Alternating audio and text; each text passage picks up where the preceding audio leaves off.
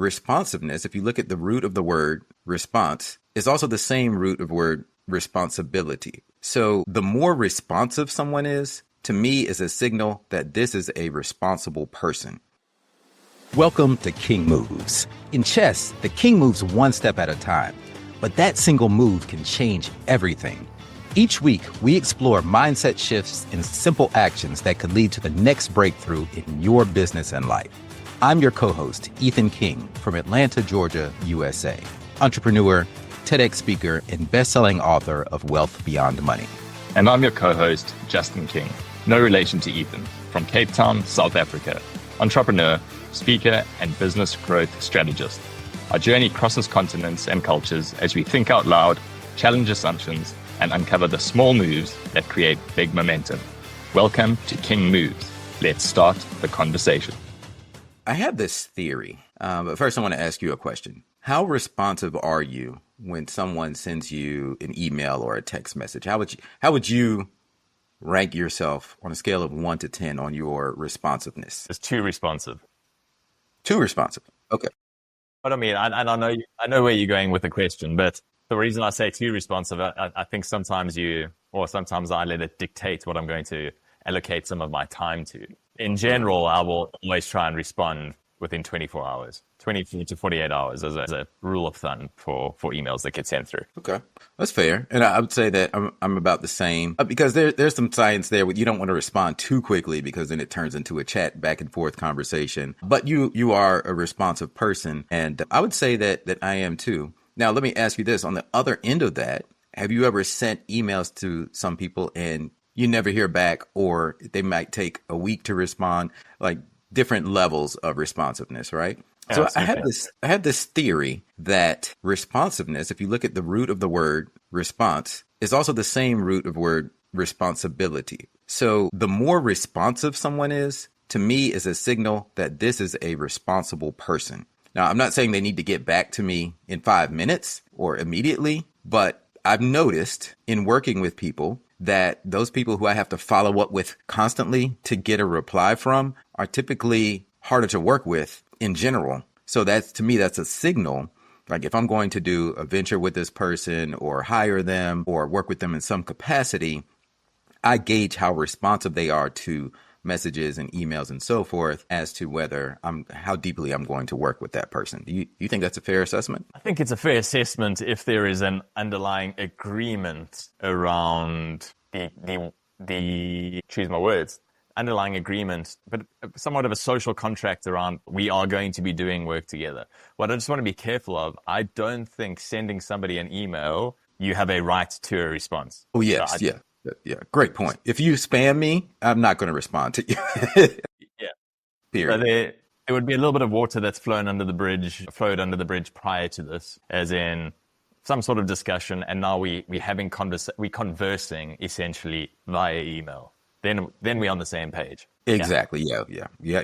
I should have prefaced that with, Justin and I, let's say we've had a chat already over coffee. And then after that chat said, hey, we'll follow up on email to move this thing forward, whatever this project is. And then one of us drops the ball and doesn't reply for 2 weeks or whatever that is. Yeah. But you got to have that initial conversation. Yeah. And I think the willingness to respond, the responsiveness, the responsibility that one takes for their communication, the responsibility that one takes for moving the relationship and the project forward, the engagement forward. Absolutely, I would read into that. But it is also useful just to understand who the person is, how busy they are, what they do, to also have reasonable and realistic expectations around what is reasonable for them. Because you and I might say 24 hours, 24 to 48 hours, that's our standard that we set for ourselves. Mm-hmm. That person may be very different in that regard and say, you know what, I've got all these other things on the go. These are the most important. I look at my emails once a week because it's not my primary method or mode of communication.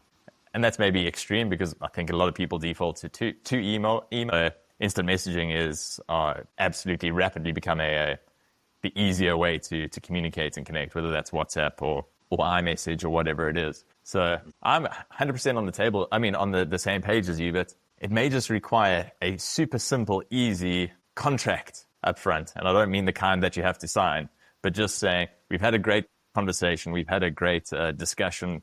Coffee was excellent. let's take this conversation to email now, and we can share some ideas back and forth just so we're on the same page. How often do you tend, or how do you manage your emails? How often do you respond to your emails, just so that I can make sure that we aligned going into this? Yeah, it's an interesting approach. I hadn't really heard that. Now I don't use email autoresponders, and I know a lot of people do use that heavily. Tim Ferriss was kind of very famous for, in the 4-Hour Work Week, he leveraged the autoresponder in his email to let people know that, hey, I only check my email from noon to 2 p.m. on Tuesday, Thursday, Friday, and that's the only time you get a response from me. And he's very upfront with that. So I think that that's a good thing to do. Now with me, I don't use email autoresponders, but I know that when I'm overwhelmed, I'll have an assistant go in there and reply to emails for me. I also have some AI tools that will go ahead and draft the email response for me, and then I can just review it and hit send on it. And the longer that you use them, the better they get, because they understand you. There's a few out there. One of them is called Serif. And another one that I've tried is Fixer, Ixer, I think it's spelled.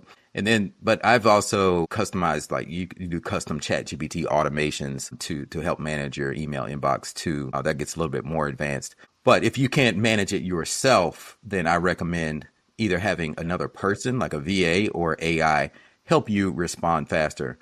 Because I think in general, it is a good practice to get back to people quickly. Even if you don't have an answer for them yet, just say, hey, got your email, working on it, something like that. I think that's a king move for me. Like just it will elevate you. And I'm not talking about getting back to spammers or somebody, but when there's already been some type of expectation of communication, if you're working on a project together or doing something, get back to that person quickly and let them know, hey, got it, working on it. I'll get back to you in 3 days or whatever, or by the end of the week.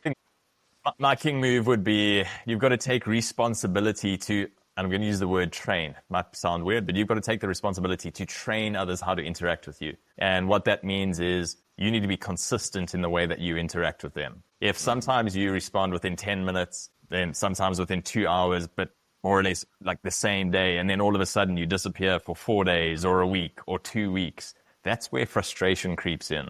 But if you are consistent about only responding once a week, then the person on the other side knows, hey, I haven't heard from them for 3 days, but that's because they only respond once a week. I'm sure I'll get one in 2 days' time.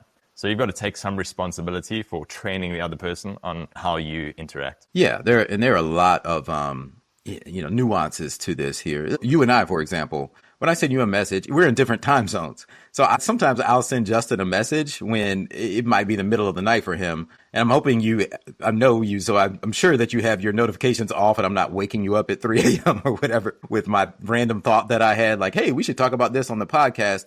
So when I send that, I'm not expecting a quick reply or a reply at all. Sometimes it's just like, hey, noting this here for future when we do speak. But we have an understanding and we have set expectations on how we communicate with each other. So I think that's a great king move that you shared. That's a good topic. Thanks, Ethan. I enjoyed that. That's a wrap for today's episode of King Moves. Remember, in chess, like in business, one right move can change everything. Take today's action step, make your move, and build momentum. If you found value in today's episode, share it with someone who's ready for their next breakthrough, and don't forget to subscribe so you never miss our weekly conversations. Until next time.